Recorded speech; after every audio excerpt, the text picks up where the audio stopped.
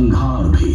प्रकाश, ध्वनि और दृश्यों के संगम से महाकाल की सर्वशक्तिमान उपस्थिति हर हृदय में स्पंदित होगी। आपसे निवेदन है कि अपने सेल फोन्स को साइलेंट मोड या फिर ऑफ कर दीजिए ताकि इस शो का आप भरपूर आनंद ले पाएं। इस शो के प्रस्तुतकर्ता हैं उज्जैन स्मार्ट सिटी लिमिटेड। निष्पादक हैं मध्य प्रदेश पर्यटन।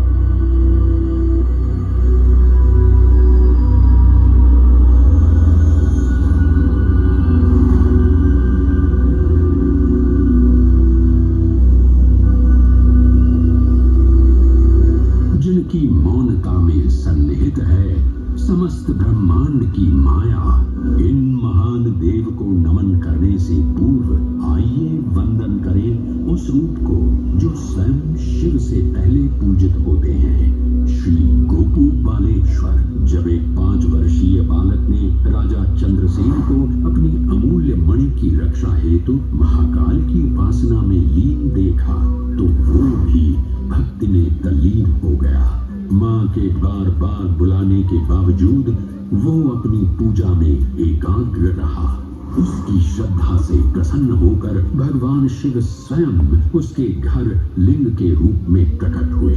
इस बालक की भक्ति से प्रभावित होकर चंद्रसेन सहित अन्य राजा भी वहां पहुंचे, जहां स्वयं भगवान हनुमान ने भी दर्शन देकर उद्घोष किया कि इसी वंश में नंद जन्म लेंगे, जिनके पुत्र होंगे विष्णु भगवान के अवतार श्री कृष्ण।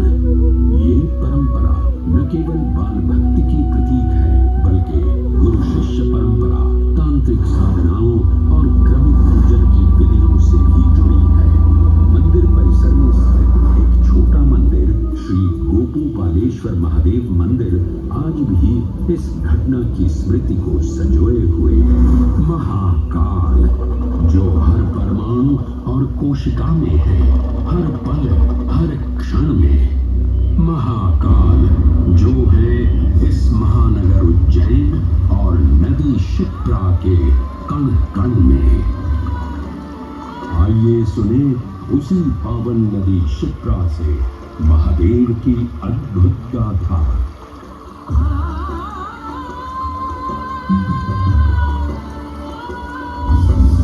भगवान विष्णु के अवतार वराह के हृदय से उत्पन्न मैं पवित्र पावनी क्षिप्रा। उद्गम तो मेरा श्री हरि के हृदय से हुआ, पर मैं प्रवाहित हो रही हूँ महाकाल के चरणों में।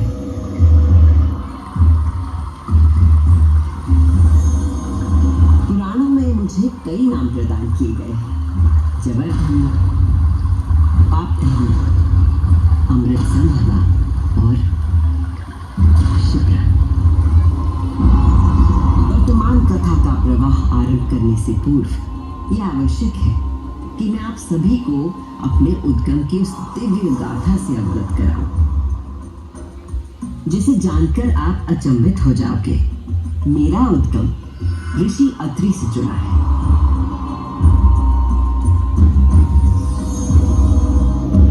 जो सप्त ऋषियों में से एक है।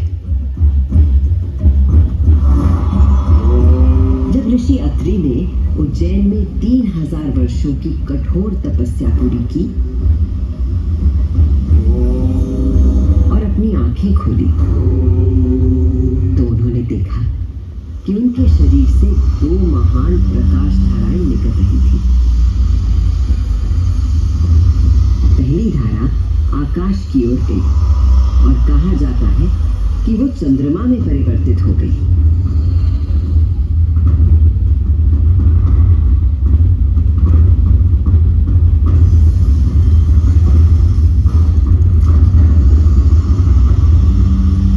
और दूसरी प्रकाश धारा पृथ्वी की ओर गई और उसने मेरा रूप धारण कर लिया। और उस प्राचीन काल से बहती आ रही हूं मैं, इतिहास, आध्यात्मिकता, दिव्यता की कहानियां अपने साथ लेकर। कहानियां महाकाल की, जो विश्व का आदि और अंत है, जीवन का आरंभ और समापन जिनकी इच्छा से होता है, जो इस विश्व की निस्तब्धता और ध्वनि दोनों है।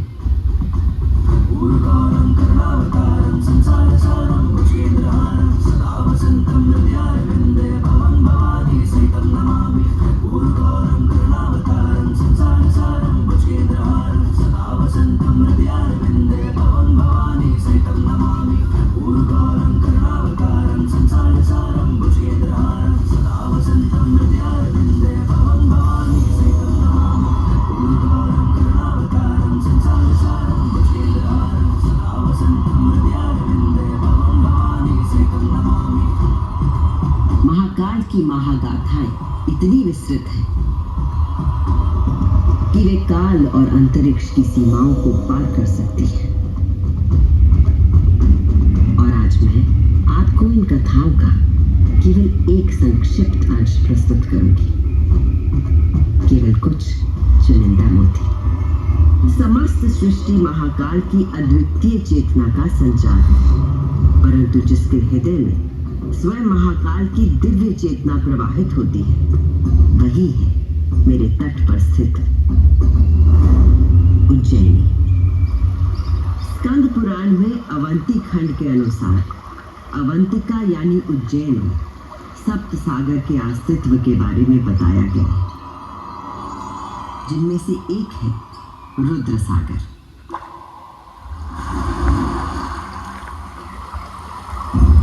वही रुद्र सागर जहां आज आप सब विराजमान हैं, जहां पर अनादिकाल से ब्रह्म कमल खिला करते थे, जहां भगवान शिव स्वयं अपने गले में धारण मुंडों की माला का प्रक्षालन करते थे। पौराणिक प्रमाणों में मिलता है कि यदि कोई व्यक्ति अनजाने में भी इस जल का स्पर्श करता है, तो 7 कुल का उद्धार हो जाता है। संतजन को मोक्ष और जीव को अकाल मृत्यु से त्राण देने हेतु अवंतिकापुरी में अवतरित देवाधिदेव महाकालेश्वर को मैं कृतज्ञ वंदना अर्पित करती हूँ।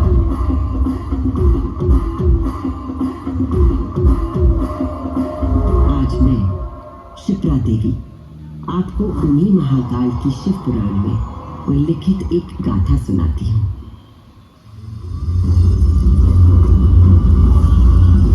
ब्रह्मांड के इतिहास में हमारी आकाश गंगा में भगवान ब्रह्मा और भगवान विष्णु के बीच श्रेष्ठता को लेकर प्रचंड विवाद हुआ।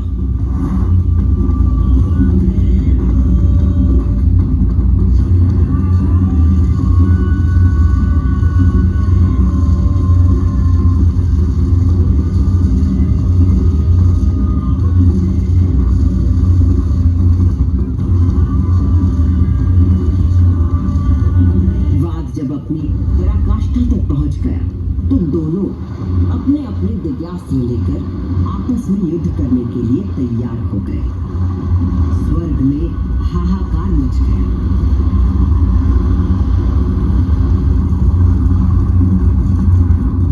दिव्यास्त्र चलने से संपूर्ण जगत पर प्रलय का आना निश्चित था।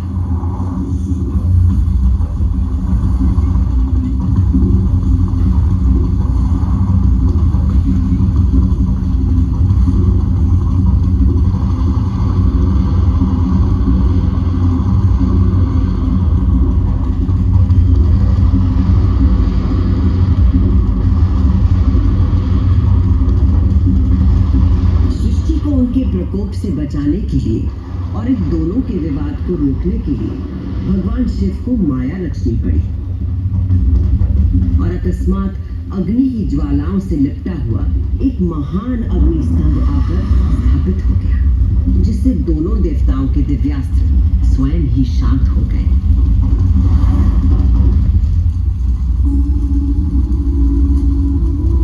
एक ऐसा अग्निस्तंभ जिसका ना कोई आदि था न अंत था। दोनों देवों ने अनुभूत किया कि इस स्तंभ के पीछे निसंदेह कोई अद्वितीय अलौकिक शक्ति निहित है। वे दोनों बोल उठे, हे महाप्रभु, आप हमें अपने यथार्थ रूप के दर्शन कराइए। तब उस स्तंभ से महादेव स्वयं प्रकट हुए।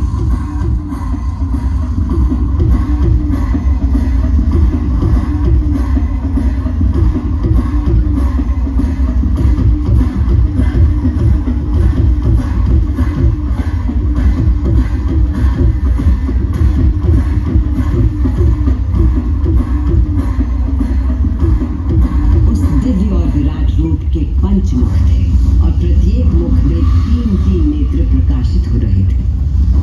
उनके भाल पर चंद्रमा का मुकुट था और मस्तक पर जटा। उनका कंठ नीला था और उनकी 10 भुजाएं थी। उनके अंग समस्त आभूषणों से सजे थे।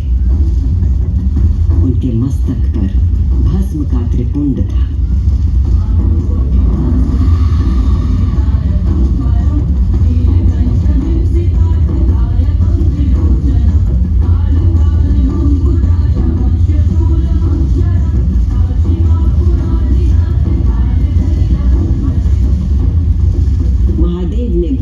विष्णु से कहा, सूर्यश्रेष्ठ ब्रह्मा जी, आप मेरी आज्ञा से सृष्टि की रचना करें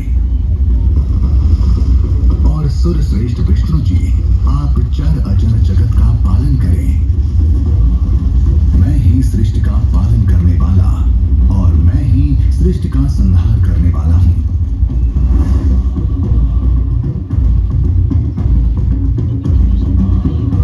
मैं ही ब्रह्मा, विष्णु और रुद्र नाम से 3 रूपों में बटा हूं।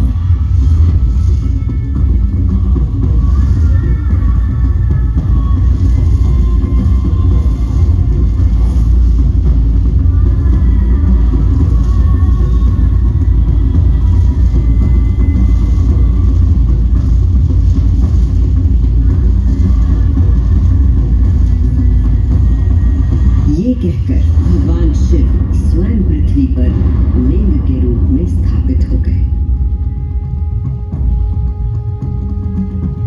उस पल से इस लोक में लिंग पूजा का विधान प्रारंभ हुआ।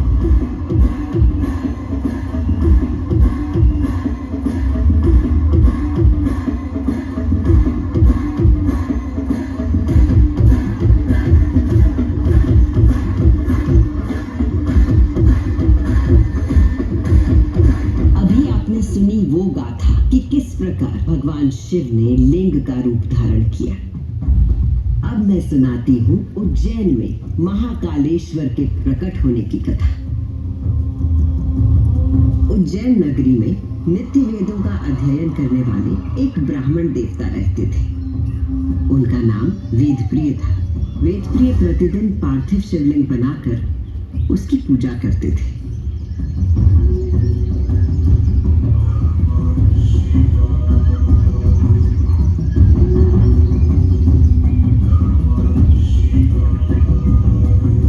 प्रिय के शिव पूजा पारायण और भगवान शिव में आस्था रखने वाले 4 तेजस्वी पुत्र थे। उनके नाम थे देवप्रिय, प्रियमेधा, सुकृत और सुव्रत। चारों सद्गुणों में अपने धार्मिक पिता से कम न थे। दिनों दिन उनके सद्गुणों में अभिवृद्धि होती रही, जिसके कारण अवंती नगरी उनके ज्ञान के तेज से प्रकाशित होने लगी। उसी समय दूषण नाम का एक असुर प्रजापति ब्रह्मा की उपासना में लगा।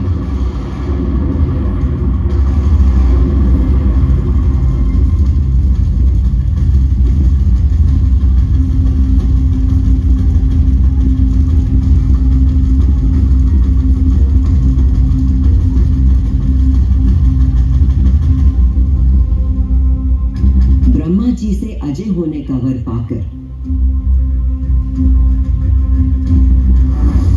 दूषण वेद, धर्म और धर्मात्माओं पर आक्रमण करने लगा।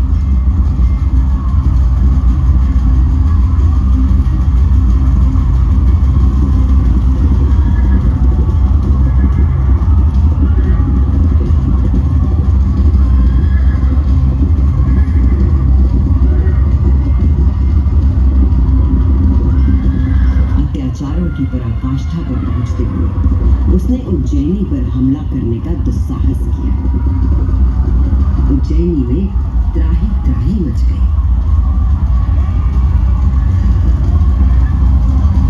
मेरे दैत्य सेना नायकों, तुम चारों दिशाओं में जाओ और उज्जैनी में जहां कहीं धर्म पर चलने वाला, वेदों का अध्ययन करने वाला दिखाई दे, उसका नाश करो।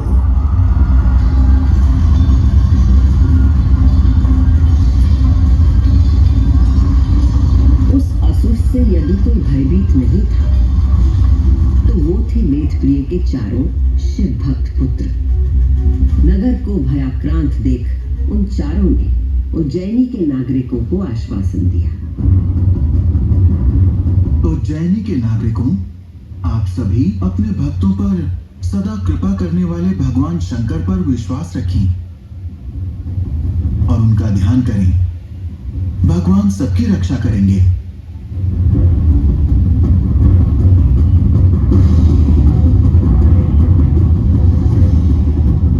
मंत्रोच्चार का आवेग बढ़ गया। देवप्रिय और उनके पुत्रों के संग उज्जैन के सभी नागरिक भी जाप करने लगे।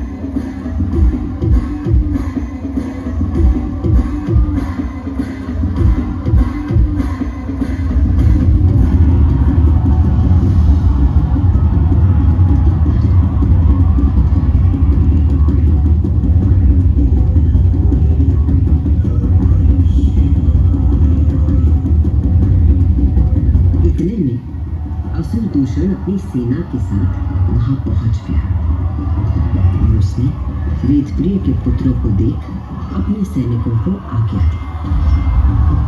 वध कर दो शिव की आराधना करने वाले इन शिव भक्तों का।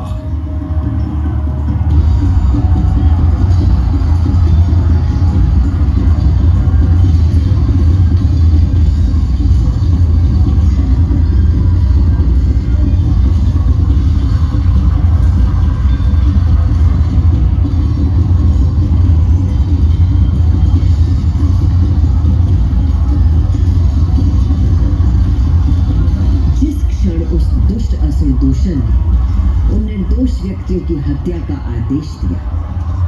उसी क्षण पूजा किए जा रहे पार्थिव शिवलिंग के स्थान पर भयंकर विस्फोट के साथ एक गर्त हो गया और उस गर्त से घोर गर्जना कर प्रकट हुए महाकाल।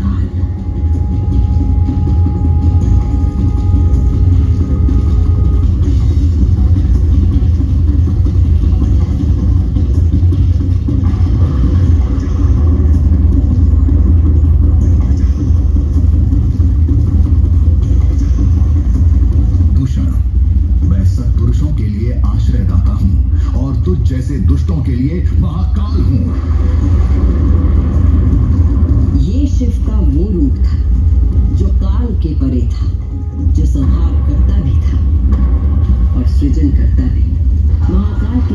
से दूषण का नाश हुआ और उज्जैन में एक बार फिर से शांति स्थापित हो गई।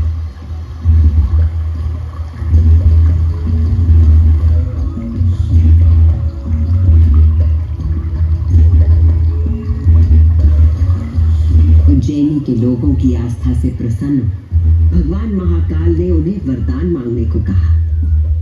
उज्जैन के निवासियों ने भगवान महाकाल को उनके भक्तों की रक्षा करने के लिए उसी स्थान पर सदा के लिए विराजमान होने को कहा। तब देवादिदेव उज्जैन में ही विराजमान हो गए और वहां चारों ओर की एक एक कोस भूमि ज्योतिर्लिंग रूपी भगवान शिव का स्थल बन गई। इस अद्भुत घटना की साक्षी बने समस्त देवता, गंधर्व और ऋषि मुनि। उज्जैन का वातावरण दिव्य ध्वनियों और मंत्रों से गूंज उठा।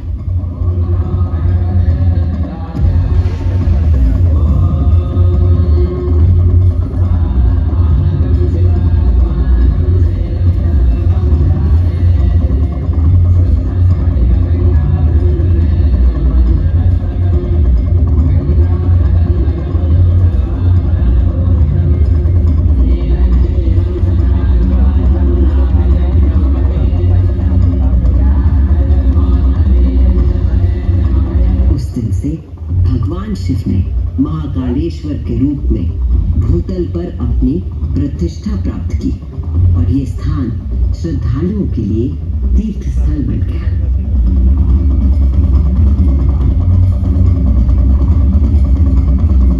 शिव पुराण में 12 ज्योतिर्लिंगों में से एक महाकालेश्वर ज्योतिर्लिंग। यहाँ की भस्म आरती विश्व प्रसिद्ध है।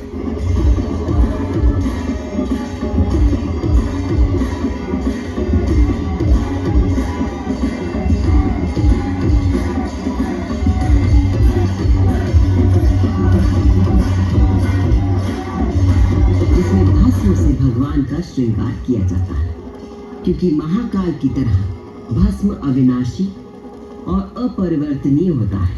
इस आरती की शक्ति और महिमा ऐसी है कि भक्तों के सारे पाप समाप्त हो जाते हैं। केवल इतना ही नहीं, उज्जैन वो नगरी है जहां मानव शरीर पूरे ब्रह्मांड के साथ सामंजस्य स्थापित करता है।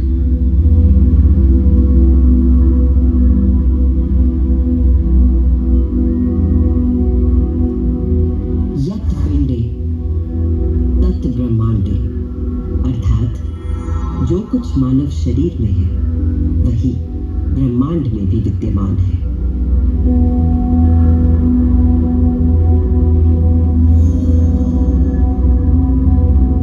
ब्रह्मांड के सृजनकर्ता महाकाल के आशीर्वाद से मैं शिप्रा आपको उज्जैन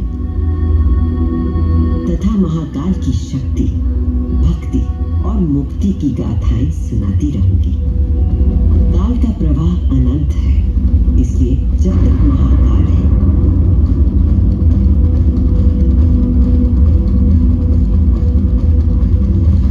मैं यूं ही उज्जैन की स्मृतियों को अपने अंक में समेटे बहती रहूंगी।